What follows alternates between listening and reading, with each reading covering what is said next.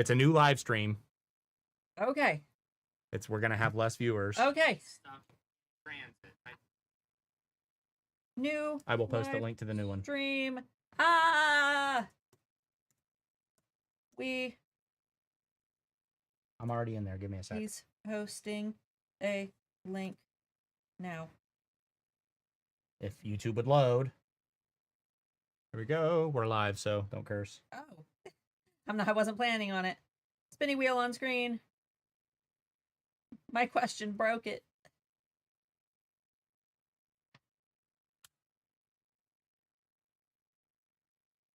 Go here.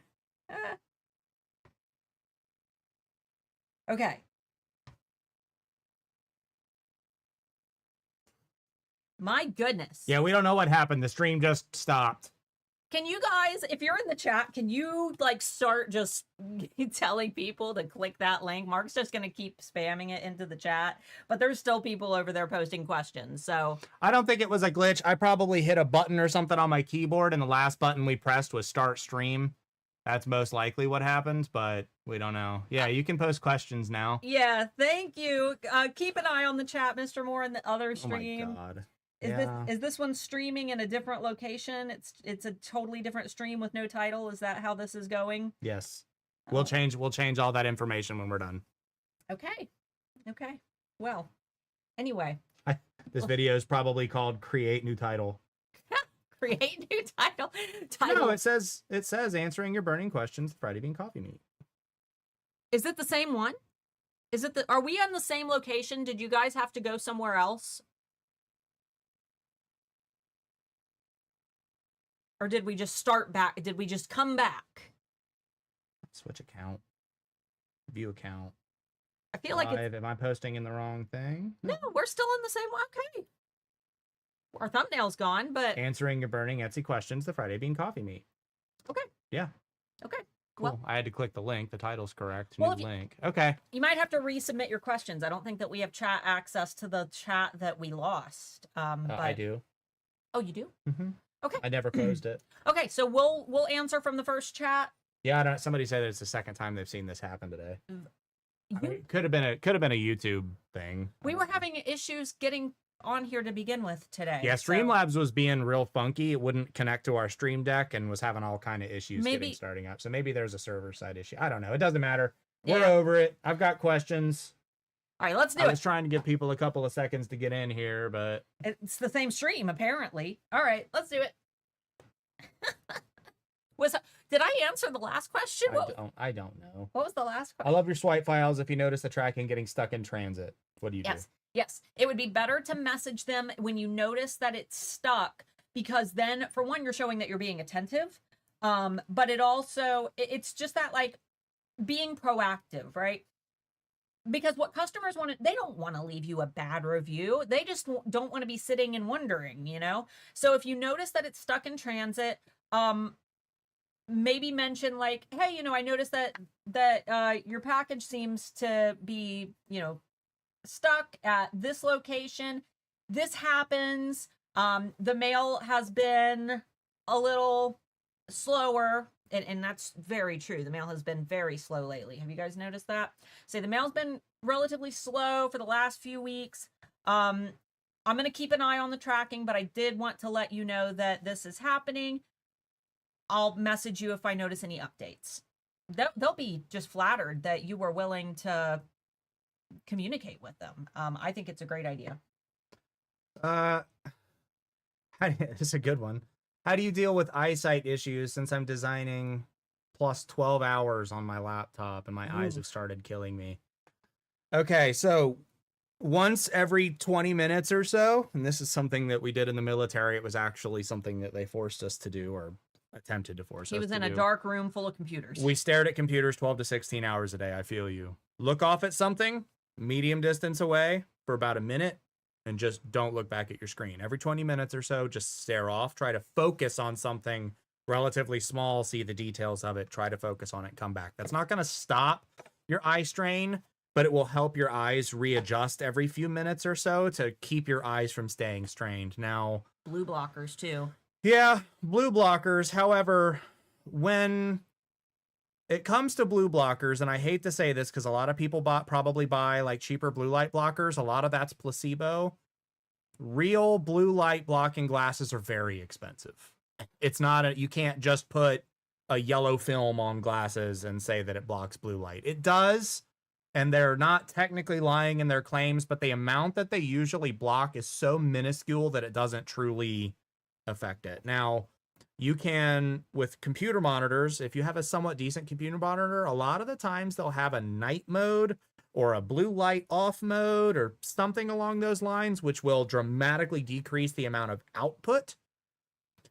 I don't know about gunner glasses. I know that they're real popular recently. I can't say whether or not that those are or they aren't. All of my prescription glasses, even these ones, have minor blue light blocking, but I don't really notice a difference in eye strain. So yeah, 20 minutes, 20 feet away, 20 seconds. That's what we did in the military too. That's what they're saying.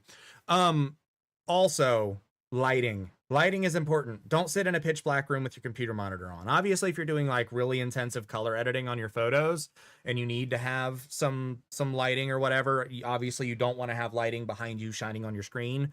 But like if your computer is up near a wall or something like that, make sure you have low, comfortable ambient lighting around you or behind your monitor on the wall, something like that, just so your screen isn't the only thing, because it's similar to, it's like the opposite of wearing sunglasses, where like sunglasses can give you a headache after a while because you have blistering light here. Your eyes are still seeing that, but then you have the dark here. It's the same concept where your screen is the super bright thing in the center and then it's dark here and your eyes don't know what to do right. And that also adds to your eye strain.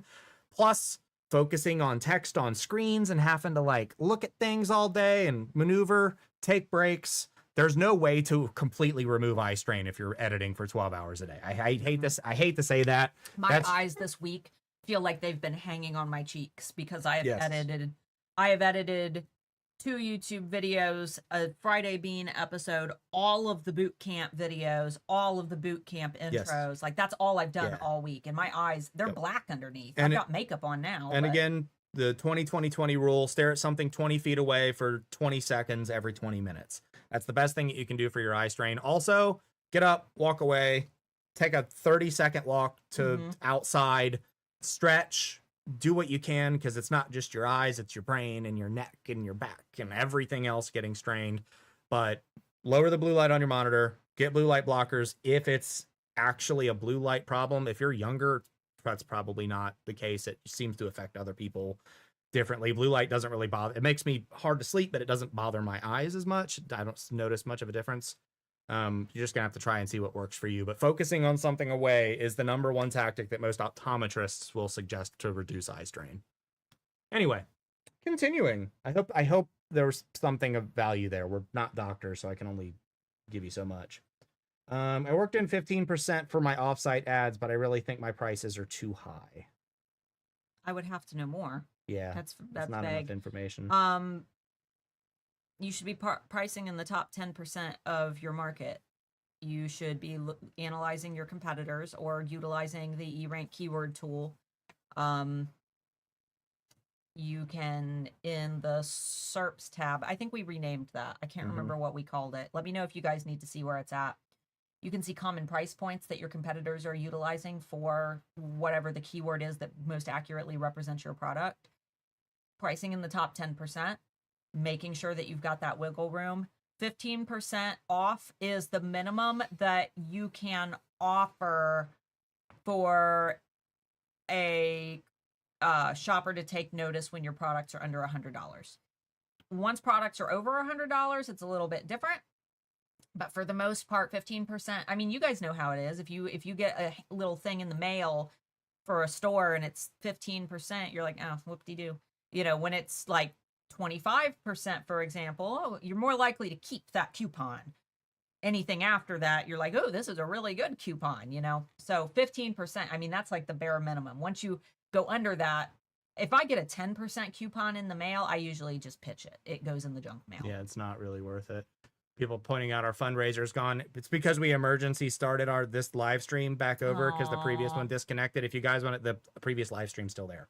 So you can go back to that live stream and donate if you want to donate. Well, yeah, and you can go to last week's episode of the Friday Bean, and the fundraiser will be active. Any of our streams, any of our videos, you should be able to find the donations. Or next week, next week's Friday Bean, I've already scheduled it and it's on there. I have it attached to, for those attending the boot camp live stream on Sunday. It's also attached to that as well, because we figured I do have monetization turned off for the boot camp live stream. I made it a point to do that because I don't want any ads. We're already getting money for it. So. Right. I don't want an ad to play during the live stream that you paid for. That would be stupid. Right. Is it too late to list for Christmas? No. Actually, it's perfect time to list for Christmas. Yeah. Searches for Christmas are taking off right now. I would try to get Christmas items listed this month, so in September. But October and November are going to be when we start to see like the highest climb. The peak is going to be November in particular, and then you're going to start to see that dip come December because people will mostly have finished their shopping. So do it quick, but it's not too late. Since there are only 2 of you and umpteen people who would like a shop review, where can I get one for my shop? And there was another person asking pretty much the same thing. We know you don't do paid shop assessments. Do you recommend anyone specifically who does? So we have a Reddit for E-Rank where Jessica over at E-Rank, she's fantastic. She does shop critiques. And a lot of people don't realize that. We have her doing shop critiques. I think it's just one day a week. I don't know. I don't know a lot about it. I would need to ask Jessica. But I know that if you go to the official E-Rank Reddit, and I believe we do it on the official E-Rank threads as well. Jessica works for E-Rank, so she would critique at all the same standards that I do. And she's doing it as a representative for E-Rank. So in the event that you're not able to get in with us, because we know that there's literally like 1,000 people trying to all submit their shops at once when we do critiques, I would go there. Because as of right now, not very many people know about it. It's kind of still secret. And if all else fails, feel free to email our support gals over at E-Rank, or just click the little button in the bottom right-hand corner for our little live chat. And you can message them and say, hey, when does Jessica do the critiques over on Reddit? Or, where are the Reddit critiques? Can you send me the Reddit link? Because I know sometimes finding an official Reddit can be hard. So, or post in the E-Rank group. We have a group on Facebook just called E-Rank group, and you could ask where that Reddit thread is in there. Am I allowed to sell something on Etsy that is designed by me with my logo, but I have a supplier? It's kind of like POD, but I hold inventory. So a manufacturer. Yes, with some caveats. So it has to be something you design. You can't have bought a template, stuck your logo on it, had somebody print it for you. That's not allowed. You must list your production partner in your shop. They have to be transparently there, identifiable by who they are. Not just like, I have a production partner. It needs to be XYZ Corp or whatever. Just your logo, again, not enough information. It has to be designed by you. But yes, you may, according to Etsy's policies. My some of my favorite sellers are plushie sellers that started out, they sew different plushies, and because their shops have exploded, they've had to have, companies take over the manufacturing of their original designs. So they send all the patterns and everything over to a manufacturer, and then the manufacturer sends back, all of the completed plushies. And, that makes total sense for someone who creates a plushie. And how long does it take to sew a big plushie? It probably takes a really long time. So is there a challenge for how many people sign up under you this year? Are you referring to like HAA and the boot camp?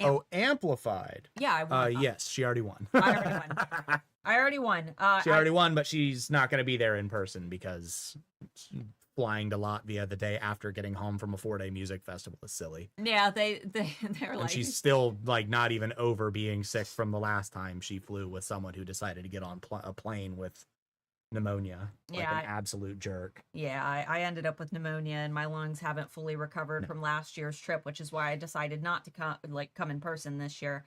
But they did tell me that if I wanted to apply it to a trip next year, I'm gonna have to figure out logistics. But it's still the day after a festival, so the answer is probably going to be no to that. Yeah, we'll It see. it ruins our experience knowing that she has to literally hop on a plane the day after we get home. Yeah, if they move the date, it might be Sure, possible. yeah, But forward a week, back a month. I suspect that I got sick not because of a single person who was sick, but because my immune system was shot from being at a festival for 4 days camping and then immediately, getting on a plane. I did not sleep on the plane. I was in Latvia for 3 days. She and was totally fine, but then the moment the plane touched down, she's like, "I'm dead." I didn't sleep. I didn't sleep when I was in Latvia. I think I slept like 10 hours total over the course of 3 days. I couldn't eat. I was nauseous the entire time. And the festival before we left, it was a mad drought to the point where it was like just constantly blowing rocks out of your nose. Like just the dust was insane. Yeah. So I think that it was just a combination of my immune system being very weak. So to answer your question, yes, there was a competition. There was a competition and I won. Thank you guys. That's all because of you. I don't know what I get because I'm not getting first class tickets this year, but Carrie said the Wook flu is real. She don't get Wook flu. I get the Wook flu. Yeah. I was sick the day we got home, and she didn't get sick until she got home. Yeah. I don't know how she avoids it every year. And the worst part is she was uncovered faced most of the time. I had a face gaiter and mask on the entire festival. And I still got the Wook flu. Yeah, well, I stayed out of the crowd. He was. Oh, not me. I'm up front. Just he was down at the rail. I was up in the. Oh yeah. I was up in the trees. I'll make sure that rail scoots a few inches every day. Why does my shop not show my products in the order I want them when I'm looking at my Etsy app, even though I have rearranged them? So yeah, this is stupid. I get it. There's a couple reasons this could be happening. It could be Etsy's personalization features. It could be. It depends on when you visit your shop. If you click on a listing within your shop, it's automatically going to rearrange them based on the listing you clicked. I don't know how accurate it is going to be when you're looking at your own shop. Your organic shoppers who are visiting your shop for the first time on the app might be seeing it in the correct order. It's just because, you have history within your own shop. It's worth testing. I would love to know. Maybe post your shop and ask somebody to hop on their phone in our group, the Handmade Alpha Facebook community, and to take a screenshot of what order the items are in and have a couple people do that and see if there's any variance. I'd be interested to know though. I have no idea offhand. What on earth is the Wook flu? Well, a Wook is a somewhat derogatory term for a festival hippie that doesn't shower and just, they share their smokables with everyone. The dirty hippie, yeah. Wook flu is a combination of all the illnesses a Wook gathers at a festival and then passes on to unbeknownst walkers by. Right, by coughing on them or breathing on them. Right. But, it's also, it's like hippies call hippie fever. Yeah, it's hippie fever. That's what it is. That's what it is. Anyway, should I separate my B grade handmade items into a different listing? Chewbacca flu. B grade handmade items. So like your lesser good items? I would label them as B grade. I shop from a lot of enamel pin sellers and plushie sellers who have B and C grade products. Just make sure that if I'm understanding this correctly and they are B grade handmade items, I'm assuming that you mean B grade, like the quality of the item, not the grade that you're getting in E-rank. Assuming that that's what you mean, I would absolutely disclose it, and I would disclose why you consider them B grade. Because a lot of shoppers, if I go to an Etsy shop and the B grade items, if it's not a deal breaker, I'll often choose the B grade item over the A grade item just to save a couple dollars, especially if I'm buying something for like our niece. If I'm getting plushies on Etsy and our niece is like, how old is she? She's 5? Yeah, she's 5. Sometimes, she's not going to notice. She's not going to notice if like the embroidery on a stuffed animal is a little off on one of the feet, So yeah, I would just disclose it and disclose why you consider it B grade. Mm-hmm. And that last person had said, yes, I've tested. It's not in the proper order for them either. Thanks for answering the question. Oh, interesting. Wow. Okay. That yeah. would be a question for Etsy support then. Yeah, I'm not sure about that. I have no idea. Pam had also said, could it be that when you look at your shop, it's not selected to be custom view? Yeah, there is a little thing, a little tab that you can select. Hi, Pam. How are you? Hi, Pam. Hey, Pam, I forgot to tell you, I won't be here on Thursday. I forgot. I'll be at a music festival. You're gonna have to recruit Brian again. I wasn't here yesterday because we recorded all day. Because the like 70,000 odd people that are there take all the internet. Sorry. Is it good to upload a lot of listings in the same niche? We're talking about 10 plus in the same day. Is that going to hurt how they rank, or should we have different tags for each of the listings? In the same your shop should technically be in the same niche. I think they're saying, I think that should they have different tags? I mean, realistically, if all the products are different, the tags should be relatively different anyway to describe the product. Regardless, nothing that you said is going to hurt anything. They don't compete with each other. No, nothing you said is going to hurt anything. I think you might be misunderstanding what a niche is. I would need to know a little bit more, but listing 10 plus items in the same day isn't going to have an issue. Should we have different tags for each of the listing? Unless you're uploading 10 identical items, then yeah, because you need to use tags that differentiate the product. It's not gonna hurt them, but you're limiting the possibilities of casting a larger net because you're, casting a net of the same size rather than diversifying. No harm's gonna come from it though. I have an ads budget set at 25, but they're only spending $1 or less. Most of the ads they don't even show. 0 views on the ads report. Any idea why this might be? I feel like I know this answer, and I feel like it's one that it just doesn't exist in my brain right now. Yeah, because I don't know. I know the answer to this, I swear. Pam, can I phone a friend? Can I phone a friend? Pam, can I phone a friend? Because I know that you've answered. I feel like you've answered this question during eRank Q&A. Can you guys tell that I don't do Etsy ads? I haven't done Etsy ads. We accidentally turned them on like 2 Christmases ago. We didn't realize that they were on. I think Etsy turned them on, but I haven't used Etsy ads in probably since my first shop. I do try to stay up to date with things, but yeah, let's see if Pam has a good answer for that. We'll move on to the next one while we wait. Yeah. If we shouldn't use the same hashtag on Instagram for every post, can we cycle them through every couple of posts? My niche is very specific, so I tend to use at least the same few tags every post. So Instagram's CEO Adam Mosseri recently announced that hashtags have no impact on the algorithm, and they're not really important. they still recommend using 3 to 5, 5 to 7. You don't need to add 30 like we did at one time, but it sounds like you might be putting too much thought into them for something that doesn't have an algorithmic benefit. I would, if possible, change them up. I haven't been on my accounts. I've kind of got the same set that I've been using over and over again, and I haven't noticed any difference. So unfortunately, because they're not impacted by the algorithm and Instagram is still recommending we use a couple of them, I don't even really know why Instagram's still recommending it, but obviously I'm going to recommend best practices.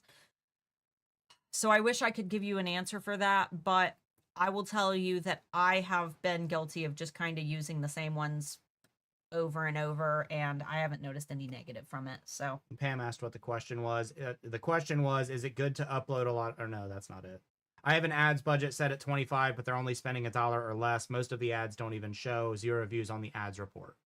Any idea what that might be? Yeah. All right, and then big budget, but it's only using $1. Can you explain the spotted on Etsy tool on eRank? So spotted on Etsy. It was up above. You missed it. Oh, there's no question mark. So spotted on Etsy, basically you can go in and select some keywords that you want eRank to monitor for you. Ideally, these should be keywords that represent your niche, your most used keywords, keywords that represent like what you most want to be known for. And then Spotted on Etsy will let you know if it found any of your listings in the top 100 results, and where your rank is on that page. So what page and where. Think of it like our rank checker tool. And this is before Etsy's layer of personalization is applied. So just keep in mind that you will notice incongruencies if you go to Etsy and try to search for your own products, or if you use an incognito window, or if you use a VPN, or if you log out. Everybody's like, I used a VPN and I can't find my products. VPN is for hiding things from your ISP. Incognito is for hiding things from your spouse. Yeah, I mean, really, it doesn't get rid of your locational data. It doesn't get rid of any of that, which Etsy is going to utilize to personalize your experience. And if you use a VPN, it's just you are getting a personalized experience from the IP address of another region, but it's still personalized. However, Spotted on Etsy and the rank checker are going to tap directly into Etsy's API before that layer of personalization is applied. So that data comes directly from Etsy. What it does is it gives you a good average. So if you notice that you have listings that were spotted on Etsy, for page 1 for cat mug, hey, you know that that's a good sign. You probably shouldn't edit those listings or touch them.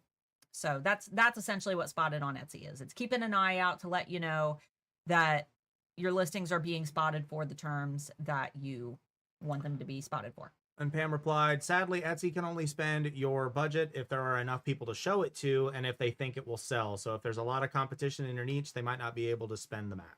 Yeah. Okay. That makes sense. Thank you, Pam. Thank you, Pam. That's why Pam is, she's only numbered. Pam, you need to comment more. Apparently you're only my number 2 top fan. Number 2. I make scrapbooks and cards. Will it be a good idea to start selling digital scrapbook making courses and other material in the same shop? You never know till you try. I mean, it can't hurt. You just need to be very, very, very, very, very specific that what people are receiving is a digital product. Yeah, I don't know if you can sell. Can you sell courses on Etsy? I have no idea. I think you can sell PDFs on Etsy. I would be more concerned about whether or not what you're wanting to sell can be sold. I don't know if you can sell courses on Etsy, but again, I don't know. I'm not telling you you can't. I'm just not sure. Now, this person said, am I allowed, this is the same person as earlier, but a different version of the question. Okay. Am I allowed to sell an item on Etsy that I designed with my logo, but it's made by the manufacturer? It's kind of like drop shipping, but I hold my inventory. Yeah. Drop shipping is when you buy an already made product that you can either put or don't put your logo on and sell. It's not drop shipping if you are designing and having the product made and shipped to you. That's different. You're using it. That would be the difference between like Target doesn't make its stuff. It hires manufacturers, but it still sells it under a Target brand, right? That's different than Target buying Pepsi products and then selling them to you, because that's still Pepsi's IP. You can't get an already made product, slap your logo on it, and call it yours. Etsy does not allow for that. You have to design it. You can't buy a template, put your logo on it, and have it designed. It must be your original, I thought of it, design. Now, for 3D printers, gets a little gray, because technically, as long as you buy a pre-made design and you alter it significantly, that it is immediately noticeable that it is different from the original design, then you can still technically sell that based on Etsy standards. Again, gray zone. Don't take my word for that. Some sellers are still getting deactivated. But Etsy's rules specifically state it must be designed or created by you. There is no wiggle room in that for all of the people that are like, I drop ship and I've never been in trouble. Yet. You will. You'll get your shop removed and you'll get banned. Yeah, Etsy's getting better. Anyway, when tweaking older stagnant listings, is it better to edit them or copy them? It completely depends. Has it ever sold before? Does it have any positive reviews behind it? Does it have positive activity? If so, keep it. Keep it and edit it. Keep it, edit it, because Etsy knows that Etsy will keep all of that positive history. Now, if it's a listing that's like never ever sold and it's never ever had any traction, and then maybe it would be better to copy it. And honestly, The only time that I think that a listing is not worth recovering, because you can actually take a zombified listing and bounce it back just by updating it, using better keywords, yada yada. In fact, Pam tested that. You can revive a zombie listing, but if that listing has received a bunch of bad reviews, that's like the only time when I think that it's really worth it to just put that listing to rest, because it's still got all that negative history. Maybe make a copy, obviously improve upon the things that it received negative reviews for, because otherwise you're just going to get more negative reviews. But assuming that it was a flaw that you fixed, that would be the only occasion where I would say that making a copy would be a better thing to do. If it's gotten any positive history in the past, I would just keep it and edit it. Yes. Frank, today's his birthday. Happy birthday, Frank. Happy birthday, Frank. You forgot our stream. Well, I take back my happy birthday. No, you don't. No, I don't. No, you don't. Can you explain the spotted on Etsy tool on E-Rank? I did that. You did that. I did that. Okay, we did that. I did that. Tips for bundling POD products. I'm not the person to ask. I know you can do it. I know that there are people who do it, and I know that there are other people who have videos about it. I've never done it, so I don't know how to do it. I know you can. It's just not something that I've personally done. If I were to take a stab at it and guess, I would say that to set your orders to not manually fulfill and or not automatically fulfill, manually fulfill them, and fulfill them with the, place the order manually using the customer's address for all of those items and ship all of those items to the one address. I'm sure that there's an easier way to do that, though. If we have good sales and we start listing, sometimes the sales slow down. Is it links? Is it linked? I have digital invites. And how can we schedule? Okay, I'll answer the second question after that one. If we're having good sales and start listing, sometimes the sales slow down isn't linked. Correlation is not causation, but I'm not going to say no. There's no way to answer that question, unfortunately. That to me sounds coincidental. Yeah. Correlation is not causation. If there is nothing that I have ever heard and no data to support that could be happening, which leads me to believe that it's likely a coincidence. Right. What is the second part? I have digital invites. How can we schedule listings, one per day or more? How does the algorithm work? You can't schedule the release of listings. You have to do that manually. You don't need to list an item per day. There's a lot of Etsy YouTubers and influencers who every single one of them is wrong. Yeah. Fight me. There are a lot of Etsy YouTubers and influencers who are like, make sure that you list once a day to keep your shop active so the algorithm will like you. There is no source to prove that works. The only evidence to support that is anecdotal, and that's unscientific. Yeah. Now, anecdotal in quantity could be, but sure. But but it's usually anecdotes based on anecdotes, which is not quantifiable in science. There's not a specific number of listings that you need to be successful. There's no trick. You can't trick the algorithm by listing every day to convince it that you're active. There's none of that is how Etsy's algorithm works. That's too easy. If that were how it worked, everybody would be doing it. Exactly. You have to remember that the number one objective of Etsy and the number one objective of the algorithm is to put good products in front of people who want to buy them. Yes. What is the common denominator there? It's good products. Good products that people want to buy, that are hopefully unique enough to stand out in a saturated industry, or to be the outliers that are new and innovative where an industry is not yet saturated. So, for example, I noticed, what term was it? Bumblebee crochet pattern has more monthly searches than what it has competitors, which means that there is literally more demand than what there are people selling. So that would be an example of an outlier, but for the most part, Is there a way to see detailed info in the search trends graph that I'm missing so we can get a better idea of dates? More detailed info in the search trends. The historical, like the 15 months of historical data when you search for a keyword in the keyword tool? Like, can you narrow that down farther inside of that information? I don't think so. No. No. What specifically are you trying to see? Yeah.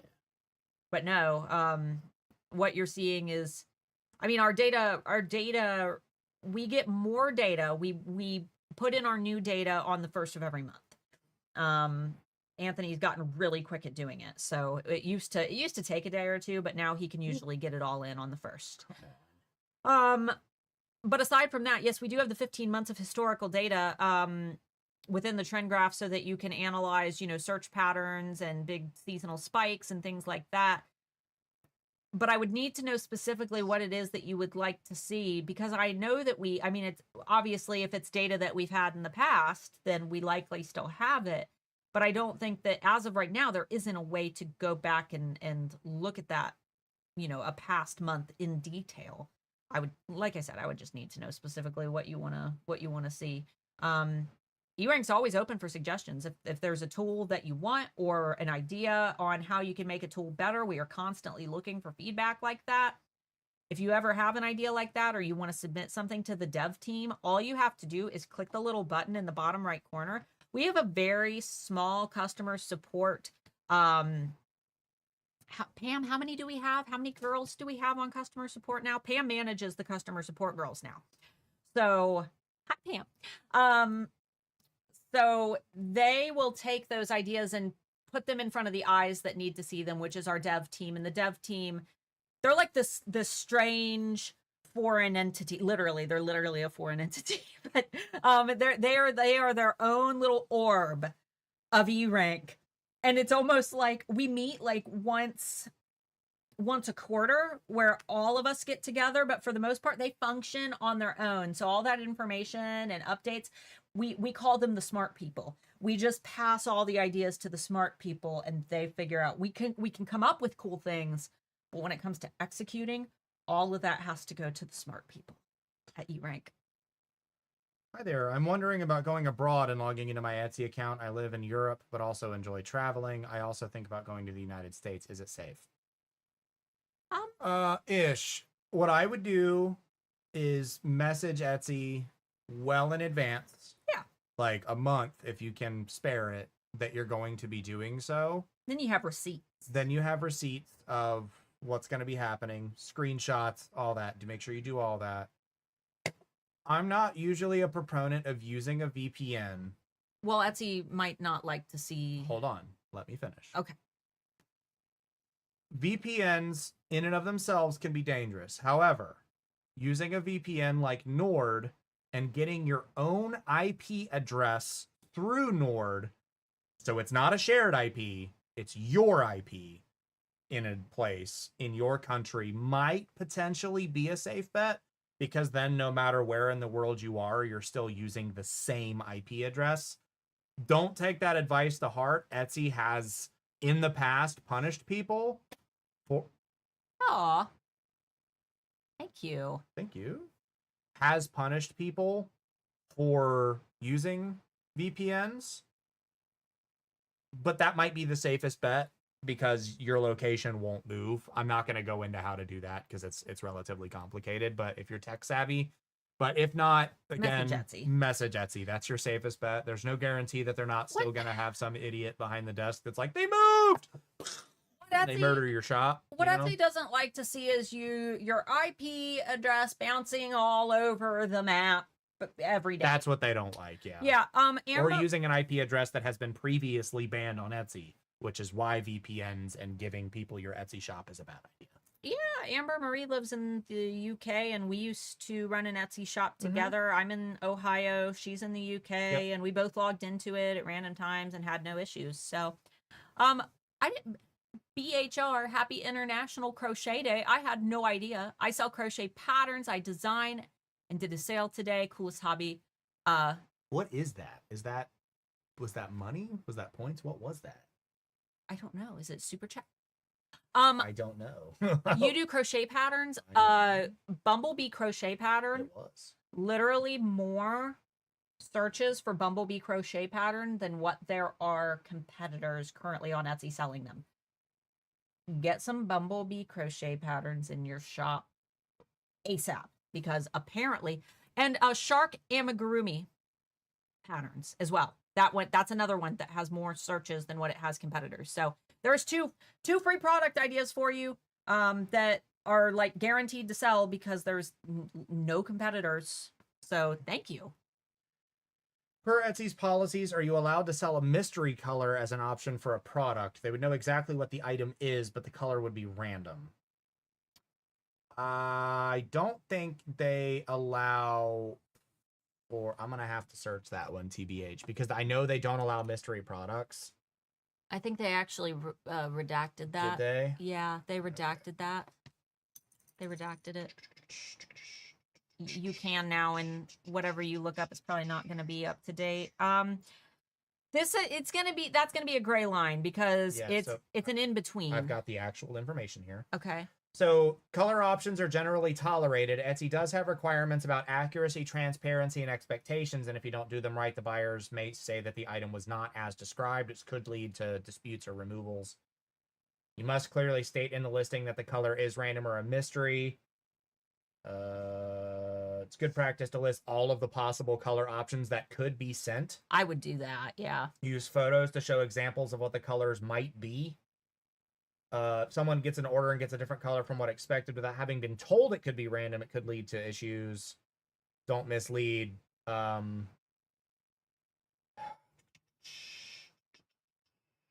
They have previously disallowed mystery boxes, so you got to be real careful with this.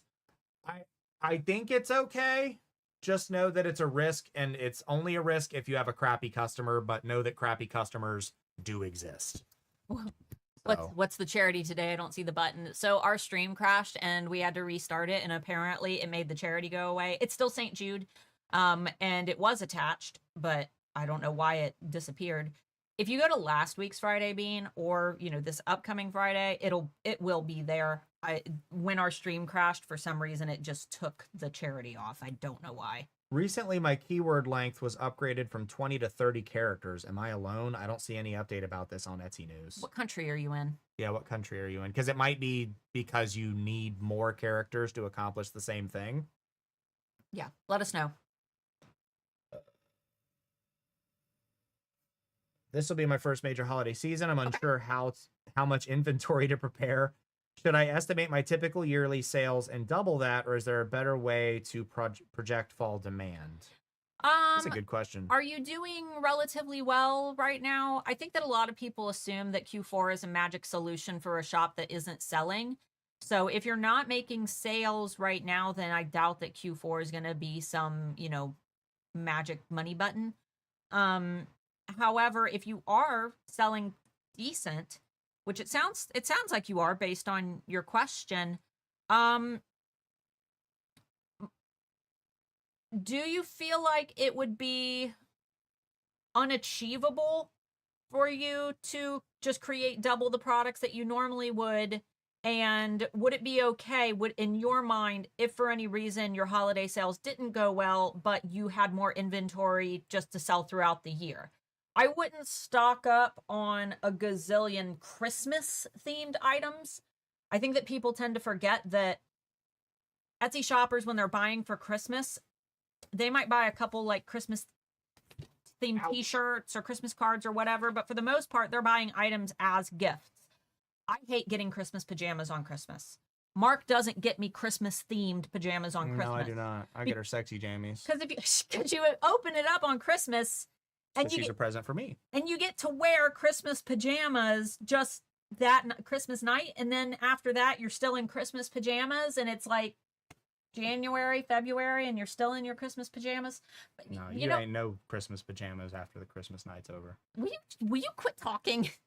So sorry, guys. I think that Christmas themed items, sellers put way more thought into those, when in reality what you should be thinking about are the people who are buying gifts for Christmas, and those gifts are meant to be enjoyed after Christmas. So would it be a big deal for you to stock your shop, like you said, but make sure that it's a product that you could sell throughout the year in the event that your Christmas sales didn't perform the way that you'd hoped? That's what I would do. Is it bad? Are they going on and on? What are you laughing about? Are you I'm just laughing at how mad you got at me. snickering over there? Together for 15 years. If anybody's surprised by that, then they're not paying attention. That's, What well, point? you're right. At what point is shipping the buyer's responsibility? I feel like more and more customers expect you to be watching that. The moment you hand it to the shipping person, in my opinion, the moment that you hand it away, it's no longer your responsibility. Now, with some caveats, if a product doesn't arrive, and this is a could be a frequent customer, might not be a bad idea to reship the item out for them. I mean, if it's like an $800 item, obviously there are some caveats to that, but for the most part, most of you, at least as a business, should be able to afford to reship an item if it gets actually lost. It's tax deductible. It is tax deductible, and you usually can also check the shipping yourself, and if it shows delivered, follow like the legal processes. Especially if it's in the United States, like if it shows as delivered and they don't have the item, first thing they need to do is file a police report for a stolen item. Well, first thing they need to do is wait 24 hours because often those packages get scanned especially with USPS. And around the holidays. They do it to me like once a month where it'll say something is delivered, and then halfway through the night it'll say it was delivered to a locker, right? And then it'll say it was delivered to my house, and then the next day it shows up. So tell them to wait 24 hours and then file a claim, file a police report, file all that legal stuff. And 9 times out of 10, when people are like, it didn't show up, it's because they're lying. And usually asking them to file a claim and a police report and send you that information so you can ship them a new order usually gets them to stop messaging you. So yeah, that's how you they can't get mad at you for requesting the legal thing that they're supposed to do. Right. If it's a sticker, if it's like, ship them another sticker. Yeah, but if it happens again, that was always my policy with my jewelry, because my jewelry ranged from like $20 to $200 depending on the piece. And if they said like it went missing, if it was an expensive piece and I had reason to believe that, they were being honest, I would typically just refund. If it was, a smaller piece that I had multiple of, I would reship. There were a few occasions, and this is like over my 10-year span of selling jewelry. And it only happened probably 2 times in those 10 years. So don't take this as something that's likely to happen to you. It probably won't. But I did have occasions where I would reship. And then my second package, they must be putting them somewhere else. They must not be delivering them to the right place. And I'm like, see, that's when I'm like, that becomes not my problem, because that is either an issue with like either you are having your mail delivered somewhere that is unsafe for your mail and you need to, I think it was like an apartment building, and it got delivered to like a building officer, and she suspected that the building officer stole it. And then I sent another one and that one went missing. I'm like, okay, at that point, you need to call the police. You need to call the police, because I'm not going to send you another one to go missing too. Yeah. So. And Evers Art Shop had said, I respectfully disagree. I've had people give me 5-star reviews because their items didn't make it correctly, and I worked with them the whole time. If I can see, I never said not to ship the products. There's nothing to disagree with. I wholeheartedly agree with you. I think if you can afford to reship the product, you should always reship the product, because 9 times out of 10, it's an accident, especially if the product shows that it wasn't delivered. Like, you should if a product shows it wasn't delivered and you're not willing to work with your customer, you're kind of a bad person at that point. Oh yeah. Like, always put yourself in your customer's shoe. Right. Always. If it was Amazon, you placed an order on Amazon and it said it was delivered and it wasn't, then absolutely. I think 100%. I'm on your side. Don't disagree with me. She's the one who made our cups. Mm-hmm. Our mushroom disagree with me. Our mushroom cups. I'm on your side, girl. I think it's different if you sell like $400 custom made tables, because like, where is it? It's a huge table. Right. You know what I mean? Like, there are caveats to this conversation. Right. If it's a big table, at that point, the point that you as the seller release your big table into the hands of whatever your shipping company is, At that point, it is then the customer's obligation Yeah. to reach out, because at that point it is the customer's property, and the customer is the one who is responsible for communicating with the shipping companies. A lot of times the seller themselves won't even be able to communicate with that shipping company, depending on who it is. It's the customer who has to do so. That can get a little bit complicated, but hopefully anyone who's selling big giant tables has insurance on those big giant Yeah. tables, because if you're shipping something that expensive, it should be insured. UPS auctions off items they can't deliver. Oh, I know, they sell pallets. Yeah, as a USPS employee, it frustrates me how much we're required to use the technology over our own eyes. Welcome to how corporatism literally ruins everything. Yeah. It's every problem this country has is because a corporation is in charge of everything. Prove me wrong. If you're making collections or sets of items, is it okay to use the same tags and keywords on all of the listings? There's I mean, yeah. you can use the same tags and keywords if they accurately represent the product. I wouldn't, every single item doesn't need to have the same tags, because you're hopefully selling different items. But there is no penalty for reusing the same tags across items. It is a-okay to do that. I would just try to get a couple variants in there. You know how they ask you whether your thing is handmade or assembled or vintage? What Mhm. percentage decides if you have a combination? Example, I buy a vintage hat and I make it mine by adding XYZ.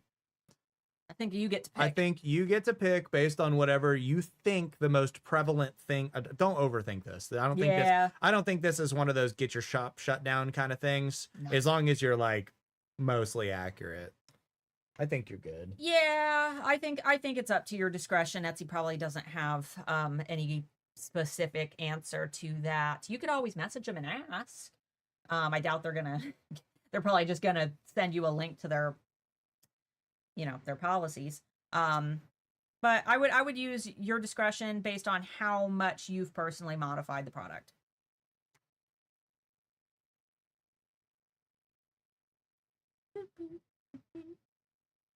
I was gonna read some questions. Then I've been looking at pricing versus competitors, and I need to increase my prices.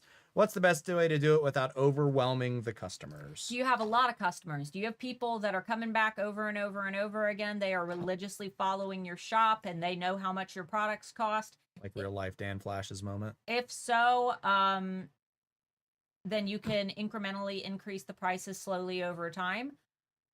I'm going to assume that that's not you. It might be. Let me know if it is. Yeah. But most cases, when you are increasing prices, customers don't even notice. They don't notice because they're not sitting and eyeballing your products like that. I'm a big fan of ripping the Band-Aid off. And if you do have a big following, maybe you've got a big social media or an email list and people are going to notice, frame it as a celebration.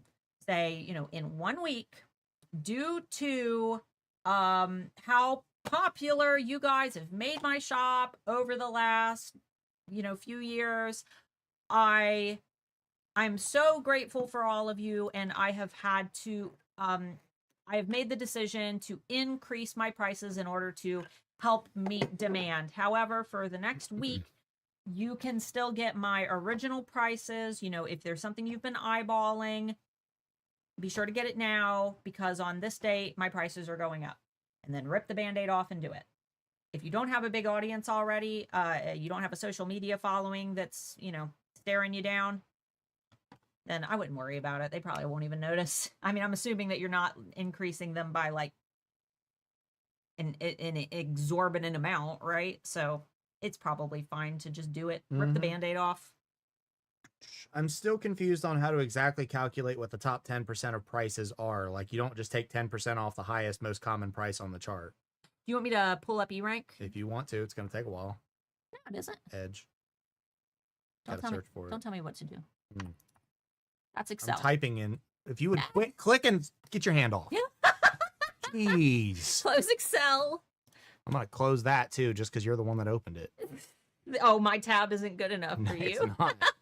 It's not. Your tab sucks. my identical Microsoft. Look, if I'm going to Edge, I'm going to do it by myself, okay? Sure. All right, E-Rank. Log All right. in. Get your hand off my mouse. Log in. Get your hand off my mouse. Do you remember how to log? No, I have no idea what your login for E-Rank is. Okay. Can you put it in? You know what it is. No, I genuinely don't. Finish the email address. You can see what it is. Is it the Gmail one? No. Okay, well then I don't know what it is.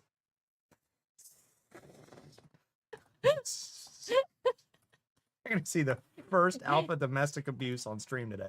You shut your mouth, Mr. Moore. I will get an email about how abusive I am after this, for sure. Oh yeah, absolutely, absolutely. You're not allowed That's it. just gonna make me hit harder. Who did I? Will you shut up? Who was I mean to you in front? Oh, Michelle. I was Marco Poloing Michelle, and I was just being so mean to you in the background. And I'm like, everybody thinks that Mark is so mean to me because I don't let true Starla come out during the Friday bean. But I buy her random gifts of love multiple times a month. Oh, I but show you- her more affection than I think any husband on this planet shows their wives. oh, I see. I am You think- entitled to yell at her every You- once in a while. you think your gifts? You think your gifts They are? make up for it. They cancel out the abuse, Mr. Two Moore? hits and a gift. That's how it is. 2 hits and a gift. We joke about it because before Marco was in an actual. Mark is probably as hard as a marshmallow. he- When I want to be. he's a cinnamon roll. A, Yeah. a good man knows how to turn it on and off. Let's see. All right. Type in cat mug. Yeah, I was in a very physically abusive relationship A good before. partner knows how to turn it on and off. Because Uh, I'm a sweetheart, but you catch me in the wrong words in public, and you're probably not going to eat right for a year. can you share your screen? Yeah, let's do this thing. I I lo- still didn't put the face back up, so Oh, that's. they don't okay. have to look at me anymore. Oh no! Now, Oh no, they Now don't have to look at me anymore. now they're gonna be upset. All right, so we changed it. I was right. It's not SERP. It's search results analysis. But this is the tab that you're gonna go to if you want to look at the top percent. So here we have it. Mr. Moore, do you want to explain this to them? Because you're the Pricing in the top 10%. Can I go get a thing of water? Yeah, you may. Oh, thank you. You're Thank- welcome. thank- Or you can just, mine's empty too. Here. Do you want me to No, go? you go ahead. I'm good. I'm good. Okay. Okay. Wait. Can I pee too? No. No. No, not there's allowed? probably not enough time because this is going to take like 5 seconds to explain. Talk really slow. Talk really slow. And I'm going to the whole I'm time. going. Okay, anyway, finding the top 10%.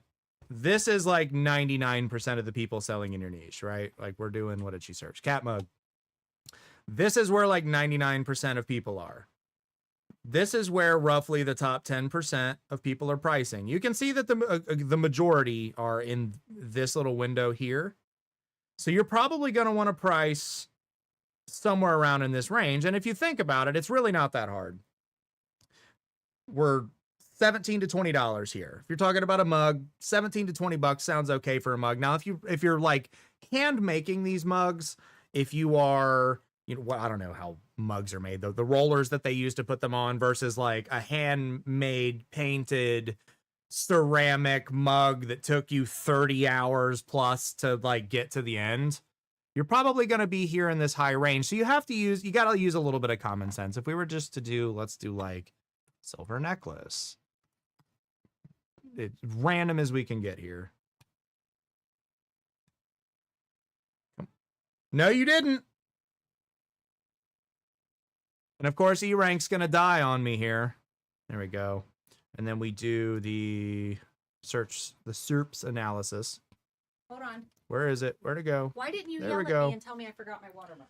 So now we get a little bit more complicated, obviously, because we have a range here. But let's just assume you're selling like a singular, maybe like one hammered, oh my God, one hammered little silver trinket piece. You can see where it kind of makes sense to drop that product. $30, $40. The big thing is to not think too hard about it. They said my mugs are $70 to $99. Again, context matters real big here. You can't price your product too high, otherwise it becomes a bit of a turnoff. Price does not correlate to quality a lot of the times, but you're saying your mugs are $70 to $99. I'm assuming that you spent a lot of time creating and carving and cutting and putting the colors and things onto it, staining, and if it's probably a beautiful mug, it's not the same as like a POD mug that somebody slapped a picture of their girlfriend on that you customize for real. Are you back now? Yeah. We're going back off because I'm gonna hit. Yeah. What do we got? But anyway, you guys get the point. Pricing in the top 10% isn't hard. Get yourself in on the keyword tool. Go into the I'll screen share so you can see exactly what we did. Do your search results analysis, scroll yourself down. I did silver necklace just to kind of switch it into something that was a little bit more ambiguous. Okay. You can still see, and I use the example of like a single hammered little piece of like silver or something like that. Standard silver, nothing too crazy. You can see where you need to price. Yeah. The top 10% of your people are going to be like in this price range. This is where you need to be. Don't overthink it. Yeah, I would, if you're selling a silver necklace, I would be specific about like silver minimalist necklace. I would try to get a little bit more specific with your search terms, but yes. All right. What we got? And then Katrina, was it her? Is everybody Working on getting banned here. Don't forget cinnamon rolls need cream. I don't know how to take that. I don't know. I'll show you. This is the Friday bean, Mr. Moore. I said nothing inappropriate. They did. Yeah, it's you guys. You guys are the naughty Nancys. You guys. Is Facebook doing away with the community group chats? I saw in another group that they're wanting to push them into Messenger instead. Yes. Yes, group chats are going away. I got a notification about it. I'm kind of bummed because our alpha group chats for HAA do really well. So, I don't know. I don't know why they're doing that. Is it too late to upload autumn listings, or should we only focus on Christmas? I think that you could probably get some Thanksgiving things in there if you really wanted to, though it is a little late. Yeah, you're cutting it close. I would focus on Christmas if I were you. If you want to try to get Thanksgiving in there, that's, you'd be all right, assuming you're in the US. But I wouldn't focus too heavily on Halloween, for example. We're pretty much done with that, unfortunately. Are you allowed to use AI mock backgrounds on mock-ups on Etsy? Yes, you are. I actually discussed this 2 or 3 weeks ago on the Friday Bean. Somebody asked the same question, and I said, I've seen some really convincing products where it's, the product is something that the person made, but they used a mock-up background, or I'm sorry, an AI background, or they have a mock-up like a woman wearing their POD shirt, for example, and they AI generated the background and it looked good. I noticed myself looking at shirts a few days ago, and I had a listing, up on my phone. I was actually shopping for myself on Etsy, and I had a shirt up and I was looking at the pictures, and I noticed that the background was AI generated. And I backed out of the listing and moved on to the next. And I don't know why I did that. I don't know what it is like in my brain that told me like, meh. But it was very obvious that it was AI generated, and my brain just kind of avoided it. Now that's me speaking on behalf of me. And it was really obvious that it was AI generated. I'm going to guess that if it's really well done and the person can't notice, it wouldn't be a big deal. If it's blatantly obvious that it's AI, I would tweak your prompt until you get it to the point where it's not as obvious, just because there are a lot of people who are avoiding AI at all costs. How does the chat feel? How do you guys feel? If you clicked on a listing for something you were interested in and the product itself was fine, it's a t-shirt on a model, but you noticed that there is just a really eerie AI, like badly done AI generated background. Oh, it's a turnoff. I won't buy it. Yeah. It's low effort, especially when AI now does things so well that there's no excuse to have a bad AI edit. Yeah, it screams low effort. Like before it screamed low effort because it's like, why would you use AI? But now as a business owner, it's one of those things where it's like, why wouldn't you use AI? I would definitely be turned off by AI. I don't care if the background, the background is the thing we're specifically referring to, not the product. I don't like AI generated products to begin with. And unless it's something so unique that only AI can do it. And really there are only a couple of circumstances where that's the case. And I mean, primarily when you're talking about fractal art. Fractal art can't be done by humans. It has to be done by a mathematical algorithm that outputs it, like real fractal art, right? But outside of that, AI is a bit of a turnoff for me. Yeah. I don't, if I see a design that's AI generated, now it's just me personally. I'm just speaking on behalf of me. I'm not saying that AI sellers, that there's anything, I try to help everybody here. I'm just saying that me as a shopper, I'm not going to buy AI generated items. I'm just not. I would rather give money to someone who spent 6 hours drawing. You know what I mean? But again, that's just me. Yeah. All right, what else we got? And again, it does have its applications. Like if you're making a space themed product and you want to put it in a spaceship, like we're gonna go buy a spaceship and like Yeah. there are some times where it has its applications, right? I was helping a student a few days ago, and she just didn't have a good place to do her photos. And it was the only solution for the photos that I had.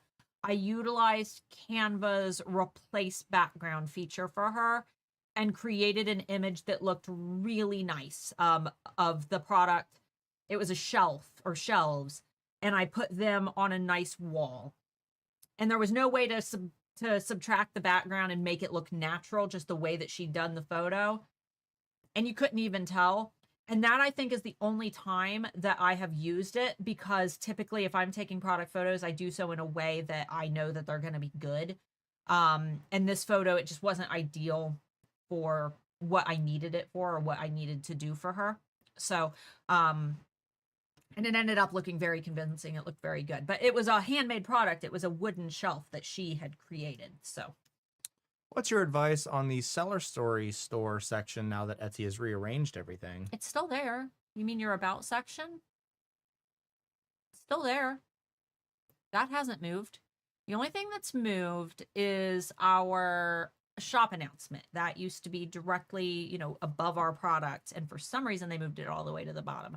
But your seller story, that's your about section. And that's still there. It hasn't moved at all. So I would recommend utilizing it the same way you always have. What is the best way to promote a set of items for sale on social media? 2 items purchased together get a discount, or should you? I don't think there's any way to set that up in Etsy to do that. You would have to list them as a set. I mean, really just take a picture of them together and say that, if you're promoting on social media. That's all I would do. I would just promote it exactly as you've said. Photograph the items all together. Make sure that the photo's nice, obviously, and mention that, that they can save by buying it as a bundle rather than individually. I'm assuming that that's what you mean. You're selling it more as like a gift set, right? Not a, you can save, not like a buy one get one type thing. Yeah, I would just do exactly what you've said. I know we shouldn't touch a listing that's selling, but what if a listing sold once 4 years ago and never again since? It's Should not, I treat? It's not Okay, selling. so that's misunderstanding. A listing that is selling is not just a listing that has sold. Yeah. If you have 100 listings and 50 of them have sold once, none of them in the last month, and the other, you've got like 5 listings that sell a couple times a month. Those listings that sell a couple times a month, Those are your best sellers. don't touch those. Those listings that haven't sold recently but have made sales in the past, maybe they haven't made sales in 3 or 4 months, probably good to go ahead and tweak those. Yeah. So don't misunderstand that. Sorry, I had to switch to over here because YouTube completely crashed and I lost all my comments. Sophie said, I sell AI art. My AI art is fun and it sells. I label it as AI art. Unfortunately, I can't draw, so AI brings my ideas to life and I love it, each to their own. Yeah, for sure. That's fine for you. I'm saying it's not for me. It's not Right. for her. That's fine. We don't take a stance on the AI art thing. I think that as long as things are ethical, I prefer things be ethical. I know things can't be 100% ethical. I think if your art is completely distinct from anything else on the market, it's not recognizable as removed from a source already, fine. To each their own. I'm not here to judge. I don't particularly like rap music. I don't care if people listen to rap music. I don't care. Who cares? Right. To each their own. How have the tariffs affected you and other people around the USA so far? Everything's more expensive. Yeah, a lot of things are more expensive. I just paid a $30 tariff on a $40 shirt, so that's cool. Yeah. There was one up above. Scroll up. I can't. Oh, well, you missed one. The chat up there broke too, so now we get to lose a bunch of questions. That's cool. I don't really understand what the spotted on Etsy. I just went over all that. Yeah, we just went over it. I just went over that a few minutes There we ago. go. It fixed. Do you guys need me to go over that again, or could you maybe Oh, there it is. You're right. rewatch the stream? Does it help to God, my head.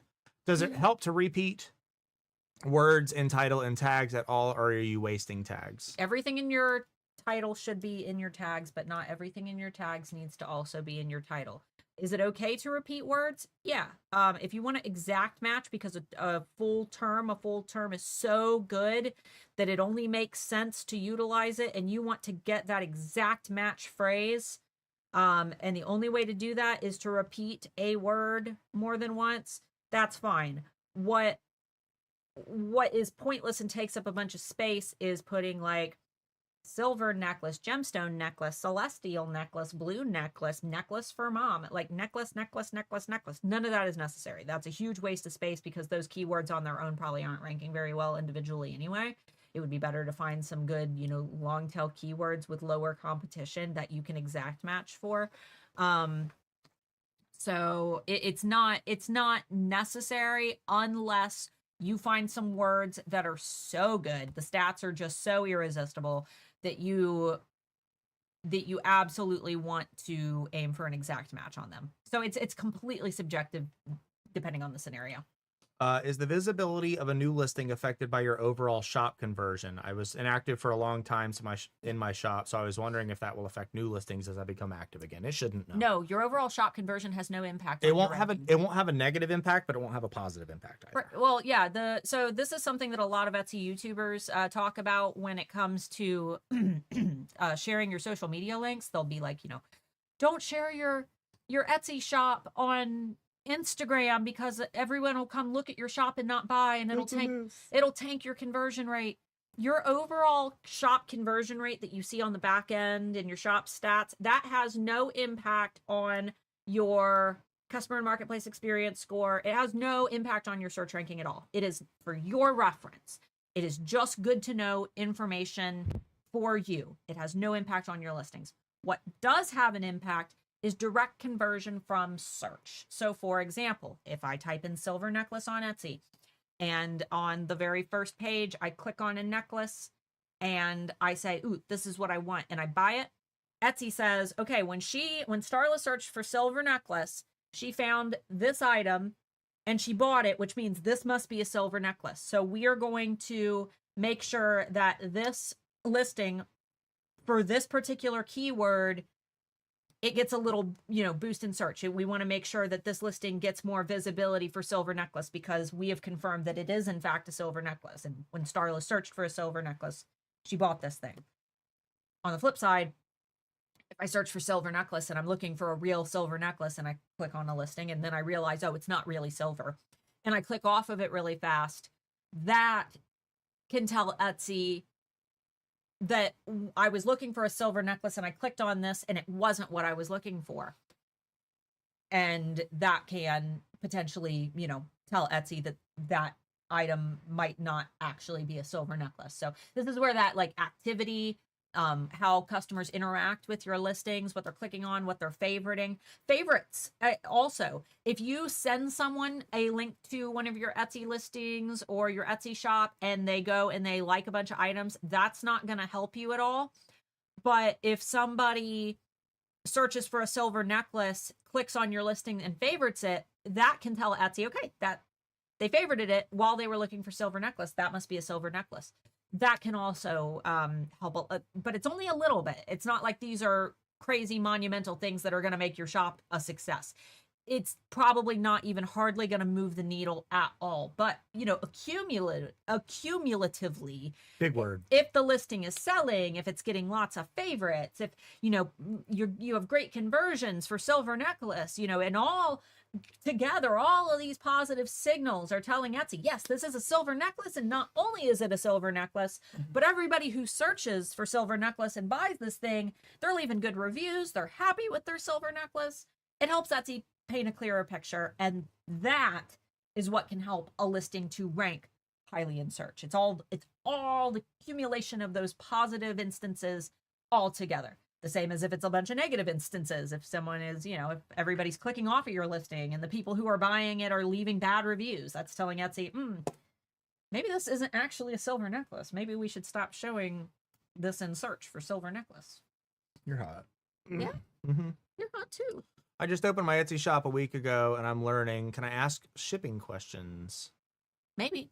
I sell wreaths, so I use big boxes, and Etsy shipping are too expensive. I think that's the end of the end of the question. That's not a question. I think they're asking for shipping recommendations. If you hop over to our Facebook community, Handmade Alpha Facebook community on Facebook, there's probably quite a few people that sell wreaths in there. Pop your question in there, and somebody who's in the industry might be able to help you out. Here's my big shipping hack. Take your product, wrap it up however you would, take it to the post office at a time when they're not busy. This is don't do it in November. They will hate you. Go in at a time when they're not busy. Have your product ready to go. Put it on the counter. Say, I need to find the cheapest way to ship this thing. And they will help you. They will give you ideas for what the cheapest way to ship that thing is. They'll tell, and if they've got flat rate boxes that it'll fit in or whatever, that is the best way to figure out how to ship your items for the cheapest price. It's literally their job, and they can typically help you do that. And you can do that at UPS too. You can do that at FedEx. Go to if you have one, not UPS directly, but the UPS store. Yes, not just UPS. Yeah, because they're their own corporation, and they'll definitely help you. And someone had posted that their stuff got they sell I think bumper stickers, and it got stolen by TikTok Shop, and they saw one of their bumper stickers in public because of it. Oh, that really sucks. I've heard TikTok. I'm not laughing because it's good. I'm laughing That's because awful. the irony is horrible, and I have a terrible sense of humor. Report it. Not only should you report the item on TikTok Shop, but go in and report all the videos for intellectual property theft anytime they're advertising anything with your stolen products. I've heard that TikTok is good with that. I don't know if they're still good with that, but they should be able to take your listings down. Yeah, quickly. I'm sorry to hear that. That really does suck. The irony is I have more than 2,000 copies of my AI art from Temu, Shein, and Amazon stolen. Yeah, that's the unfortunate thing about it. Okay, what was the one you highlighted? Oh, got an email from Printify saying that it'd be introducing a cleanup process and that they will start removing orders with items with previous orders that haven't had orders in 2+ years with no edits in the past year. They're probably trying to reduce some server space for the people that get up on there with 5,000 AI art listings and then never touch their shop. That's what it's for. So it makes sense. If a product isn't selling for 2 whole years and you haven't touched it in a year, you're probably going to delete it or should delete it yourself anyway. Yeah, go through and tinker. It makes sense. I know it's not ideal, but when you think about how expensive it is to host all of those files, and you think about the sellers who upload designs by the thousands, like that's all data. That's all space. It's space that's taking up every image. Every bit of text, it's all taking up space. Yeah.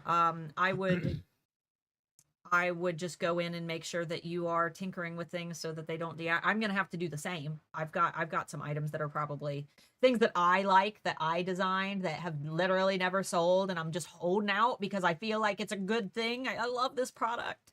But yeah, it's unfortunate, but it's completely understandable. Yeah. I was making sure that comment was appropriate, saying that AI art cannot be copyrighted. It can't. Entirely AI art cannot be copyrighted. Manipulated AI art can be copyrighted. So there's a very distinct difference there, and it depends on the source and how it's trained. If you build an AI engine built on photos that are entirely your own and output it can be. So it depends is the answer to that. And I know it's semantics, but semantics be damned. We're talking about people making money. So I updated titles using my Etsy suggestion and accidentally included top sellers, and now my shop is dead. I changed the titles back to the originals. Anything else I can do? No, unfortunately, all you can do is I would okay. I knew this would happen. I know, and they made it so hard because you go and you got if you hit the button to save, it Oops. literally I hate it. I hate it. I hate it. So dumb. And I've heard some sellers say that it really helped their shop, but we are still collecting data right now on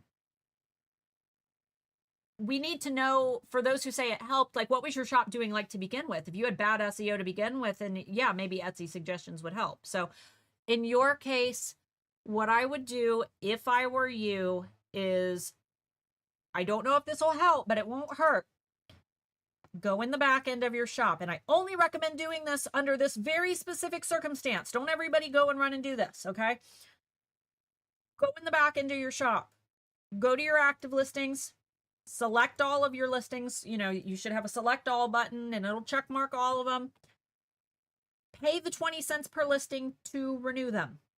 Or at least the ones that weren't the best sellers that you accidentally updated, assuming that you switched your titles back. Renew them. Pay the 20 cents. What that does, because these listings all probably have really positive history, right? For the keywords that you had originally wanted to be known for. By renewing that listing, it gives Etsy a little jolt. It's like, hey, pay attention. Like, new thing. Update. Do that mainly on those best-selling items. See if it helps. I'm not saying it will, but it won't hurt. There used to be a strategy that sellers would do by a very popular coach that I used to be associated with, who I'm not anymore,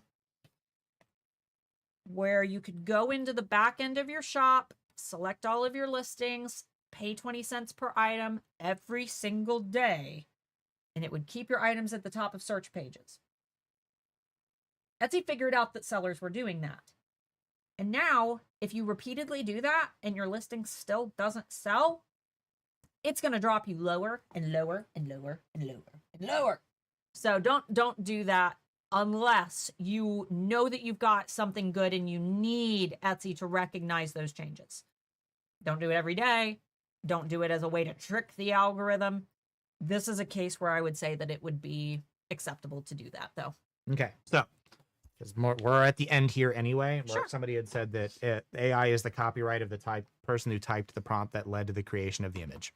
The U.S. Copyright Office has explicitly stated that entirely AI art is not copyrightable, and that while you can use it commercially, you are not entitled to the protections, likely not entitled to the protections that a copyrighted product would receive. Like if you make a piece of art by hand, you have copyright ownership of that. You have intellectual copyright of that product. The USCO has already released an official statement saying that entirely AI art is not copyright. Now, you said the Italian brain rot characters, which are I didn't even know what they were talking about, but the Bombadillo Crocodillo characters. Okay. It depends. If humans have contributed to that art in a significant way, like with voiceovers, or they have edited the characters post edit or whatever, then it can be copyright. Yeah, like for anybody in the book talk community on Instagram, have you seen the they're clearly AI, but they will do an AI generated image of book characters, but then they'll Photoshop on top of it and make them look like real people. That's copyrightable. Again, that's why it's one of those things where it's going to be up to like the burden of proof to prove that you have edited it in such a significant way that it is recognizable as a human piece of art. So if you have an AI video, but all of the voices are you and your friends doing the voices, the copyright's on you because you own the copyright to the audio in that work. If you go into ChatGPT or any other AI tool and say, generate me a picture of a cat doing a backflip on a surfboard in the ocean, and then you just stick it on the t-shirt and someone copies that design, you're probably not entitled to copyright protections of that design. Now, if you say, give me a picture of a cat doing a backflip, and then you picture remove someone off of a real like stock image, and you put that AI cat on that surfboard, and it's a real image that you took and put that cat there, you own the copyright to that picture because assuming that picture is yours. Assuming the picture is yours or it's stock imagery, you own the intellectual copyright of the edit of that photo. So it's complicated and it's interpretive and it's difficult to answer.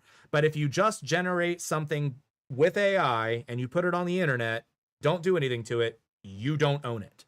Unless the AI used was of your creation using images that you made or took, that you fed it entirely, no outside sources. Then you would own the copyright to that because you own everything from the start to the finish. But that's probably not the case for 100% of people. So yeah. Anyway, it's weird. I know it's weird. I know it's super complicated. It's a gray area. But the USCO has said you do not own copyright on AI images. There is no interpretation to that. Anyway. Print device said that they were keeping the art files. Well, that's good. So the actual design, the design files will stay there. It's just the products themselves.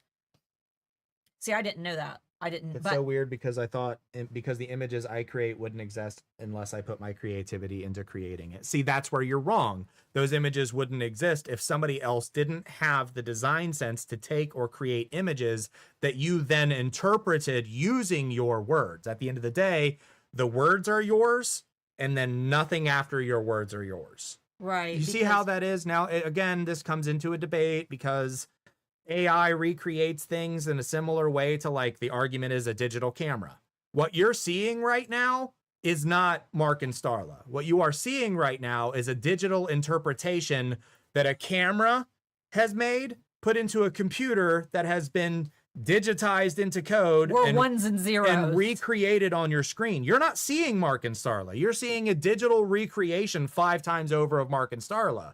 So you see where the conversation starts to get a little bit convoluted because like we're on the other side of the camera, but like what you're seeing is not something I've created. Sophie, the idea for the image is yours. So think of it like this. You have the idea, right? You've got the idea in your head.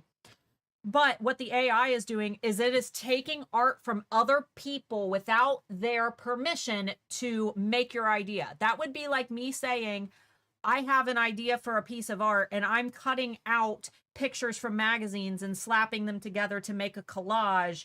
And now this belongs to me. No, those are still pictures of other people. Those are still photographs that did not belong to me that I utilized. So while the idea is yours, the end product is not yours. It utilized things that did not belong to you to create it. And that's where the debate is. And that's why artists don't like it. If I come up with an original movie idea and then I take Harry Potter, Star Wars, and John Wick, and I take individual scenes from those movies and make a collage and put a movie, I still don't own that movie, even though the idea for the movie is mine.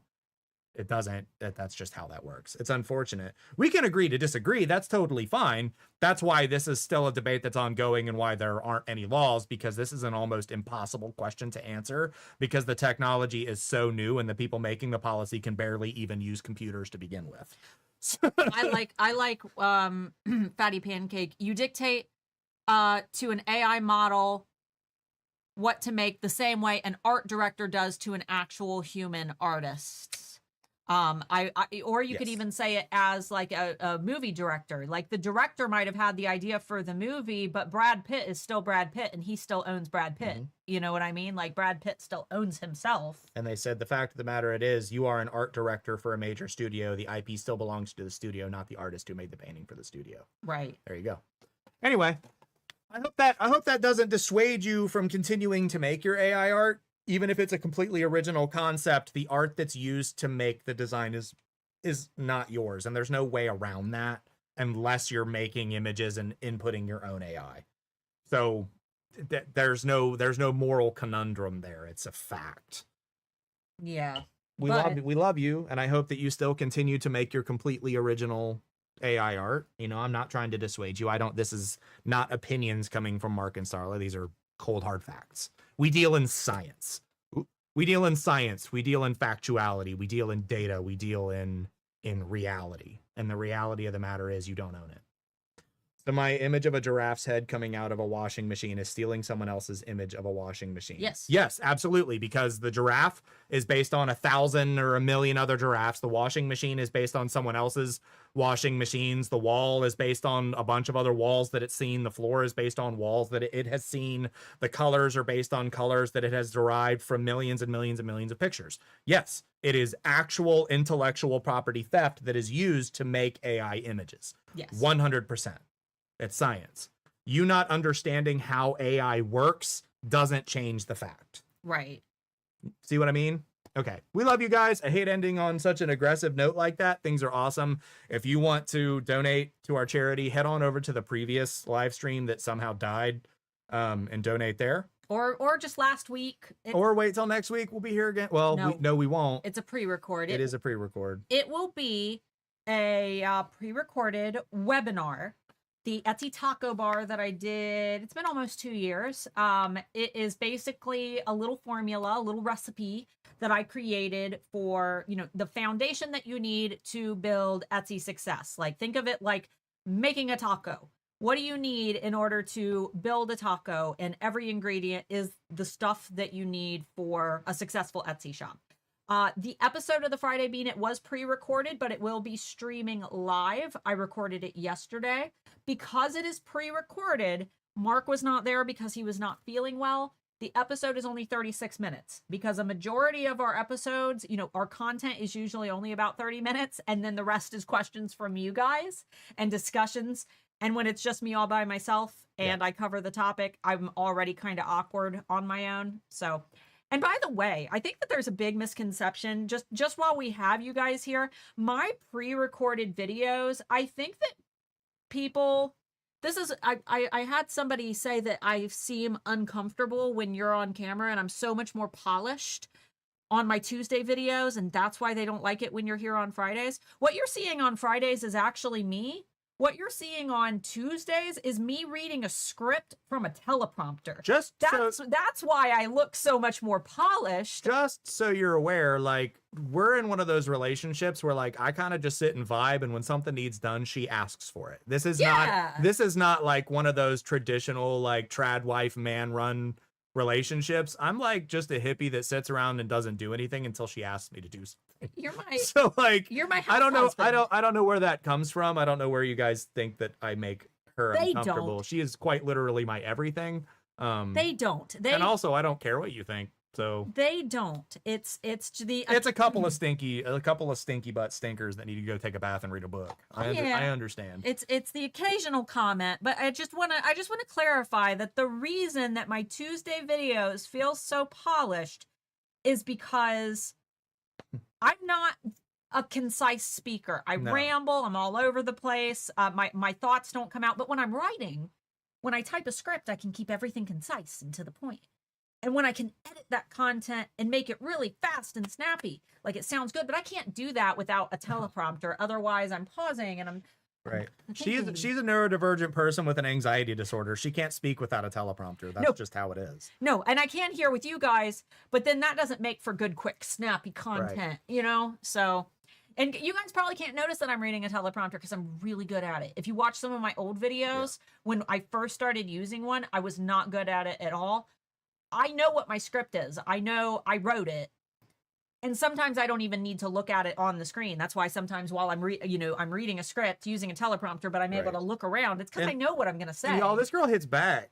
Like what? What? I said this girl hits? Yes, she hits back. Oh, I hit you all the time. She hits me more than I hit her. I don't think you've ever hit me. No, I've never hit her. Well, I'm talking about like play slapping. Oh, yeah. I do slap her butt every time she walks past me. Well, that's Does that count? No. Does that count as abuse? No. Not because she hits me. Like, please send help. Only when you scare me. I like to spook her when she walks around a corner. You cannot. She's a hitter. I've made it a rule in the household. He knows it. Our 13-year-old daughter knows it. If you jump out and you scare me, my reaction is to hit. If you scare me, if you startle me, I'm scared. Send help. Don't approach me like that and startle me. There's fight and flight. I fight and then I run. I hit and then I take off. That's funny that Domitrix said blink twice if you're in danger. I blinked before you said that. Just so- yeah, you guys, I mean, you're a professional in lives. You carried me in the boot camp. Aw. We love you guys. We're just here for this. I mean, we want to make people successful. That's why we're here. We love you guys. There is no room for hate or abusiveness or anything else in my house, and I will beat anyone who Beat 'em. I will physically assault to the brink of death anyone who disrupts my happiness and my love for my family. So if you think that I'm abusive, then you should probably reevaluate what you consider abuse. Starla cannot do spooky Halloween fun. I don't. No. No haunted houses for me. I wish there was a haunted house I could go through where nothing jumped out and I could just see the stuff. I want to see the props. I want to Yeah. wow, cool costume, man. That's spooky. Like I would love to just walk through it. I don't want anything jumping out at me. Nope, I'm a hitter too. Nothing. I loud. actually got kicked out of a haunted house when I was a teenager 'Cause because a dude he popped out of a there was a little hole in the wall and he pulled it out and came out with a chainsaw and I just punched him in the face. Oh no. So they're like, all right, no, get out, because they're like, you're a danger. I'm a hitter too. Anyway, we love you guys. I gotta go. Yeah, well, we gotta record. We gotta record another video, and I need a break from these lights before I'm even gonna be capable of doing that. Thanks for hanging out. Thanks for hanging out. We love you guys. We Thanks- will see you Thanks next for week. laughing. Bye. Bye. Oh, I probably can't even. Nope, and screen's broke. See, I told you, friggin' Streamlabs was broke. Okay, where is it? Where is it? End video. All right, now for real this time. Bye, guys. That was a mess.